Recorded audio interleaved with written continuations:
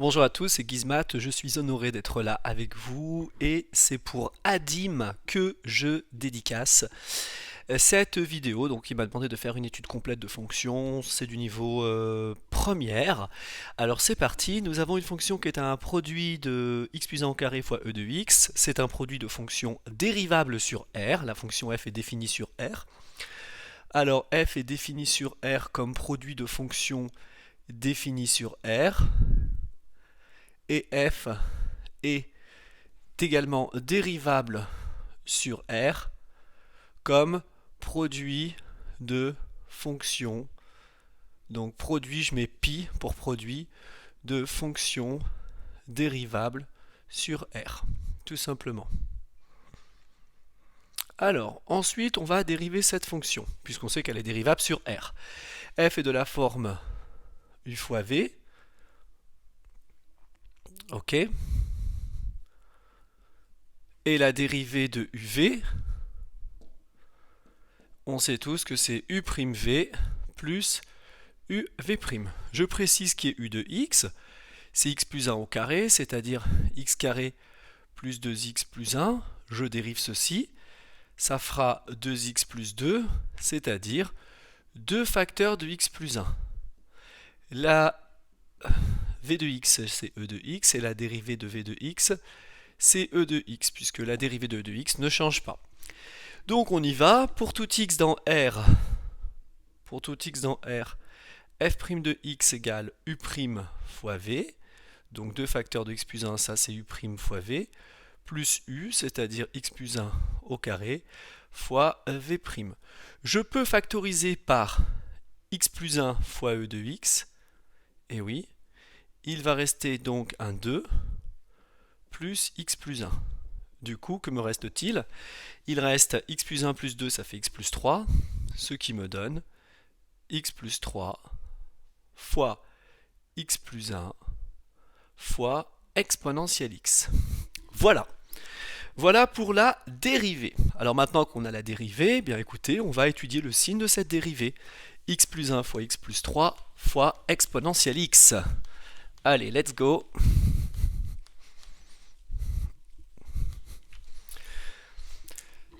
f' de x, excusez-moi, c'est x plus 1, facteur de x plus 3, facteur de e de x. On précise que pour tout x réel, exponentielle x est strictement positif.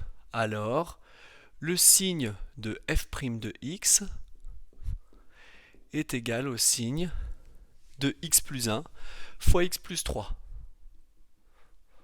SG, ça veut dire signe. C'est parti, nous allons donc tracer dans la joie, la bonne humeur et le kiff un tableau de signes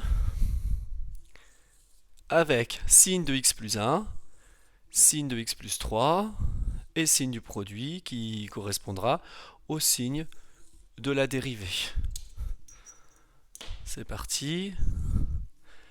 J'ai x, on évolue de moins l'infini à plus l'infini, je veux le signe de x plus 1, le signe de x plus 3 et le signe de f' de x qui correspond au signe du produit x plus 1 fois x plus 3.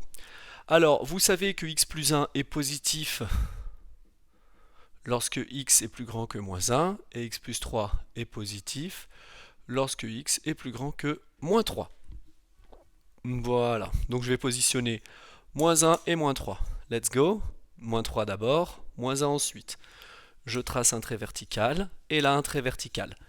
X plus 1 s'annule en moins 1, et x plus 1 est positif quand je suis plus grand que moins 1. Plus ici, moins moins. X plus 3 s'annule en moins 3, moins ici, plus ici. Le produit, x plus 1 fois x plus 3, moins fois moins, ça fait plus, moins fois plus, moins, plus fois plus, plus. Un produit de facteurs est nul lorsque l'un des facteurs est nul, donc là ou là. Du coup, qu'est-ce que j'observe? J'observe les variations de ma fonction f.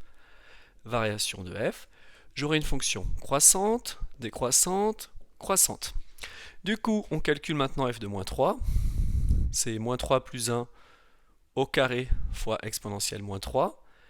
Moins 3 plus 1, ça fait moins 2. Moins 2 au carré, ça fait 4. Ça fait 4 exponentielle moins 3, c'est-à-dire 4 divisé par e puissance 3. Ça, c'est la valeur que j'obtiens ici. 4 divisé par e puissance 3. Ensuite, la valeur que j'obtiens en moins 1, ça se calcule. F de moins 1 vaut moins 1 plus 1 au carré fois exponentielle moins 1, ce qui fait 0. Donc ici, j'ai 0.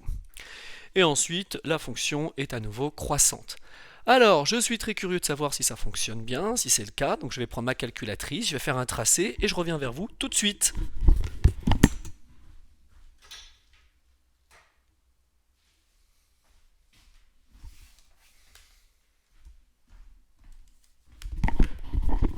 Et oui, je suis de retour. Alors, je vais tracer ça, on va voir. Donc je vous montre en direct ce que ça donne. Donc ici, je vais dans f de x, je trace la fonction. Alors, voyons voir. Hop, attention, attention, attention. Oh là là, je vais vous montrer. Alors je tape ça dans mon coin. X plus 1 au carré, le tout fois exponentielle x. Un petit zoom standard, un petit tracé. Qu'est-ce que j'observe? Croissant, d'accord. Alors regardez ce que j'observe. Voilà. Il semblerait que la fonction soit croissante jusqu'à moins 3 et elle décroît. Et ensuite elle croît à nouveau à partir de moins 1. Vous voyez, je vais faire un petit zoom. Vous allez voir ce qu'il se passe.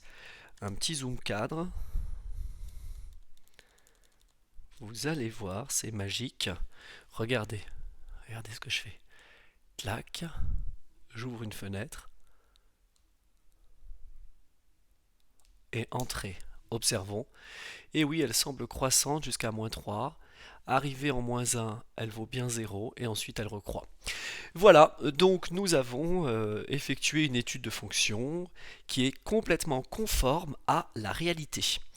Alors, E, c'est à peu près 3. 3 fois 3, 9 fois 3, 27. 4 sur 27, on va dire que c'est 4 sur 30. Donc c'est 2 sur 15. Donc c'est 1 sur 7,5.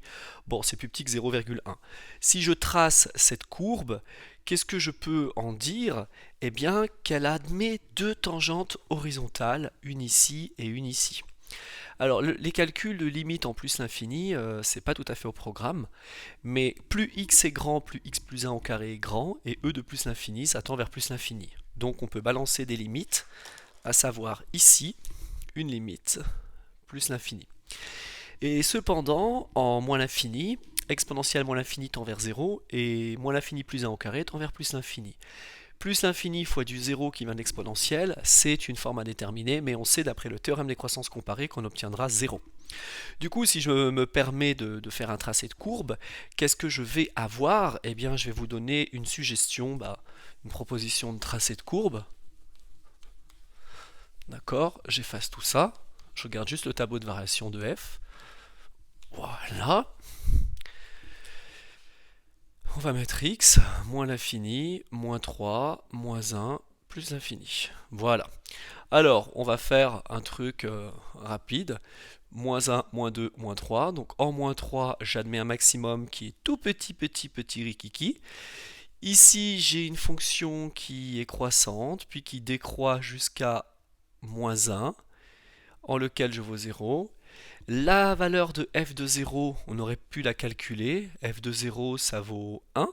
Pourquoi? Parce que f de 0, c'est 0 plus 1 au carré fois e de 0. Donc ça fait 1 au carré fois 1, c'est-à-dire 1. Donc je passe par là en 0. Et voilà, j'ai une courbe qui fait comme ça. Je trace mes deux tangentes horizontales. Une ici, donc c'est toujours dédicacé pour Adim, qui m'a parlé en messagerie, donc très sympathique. Je mets l'axe OY, l'axe OX ici, la courbe représentative de la fonction f là.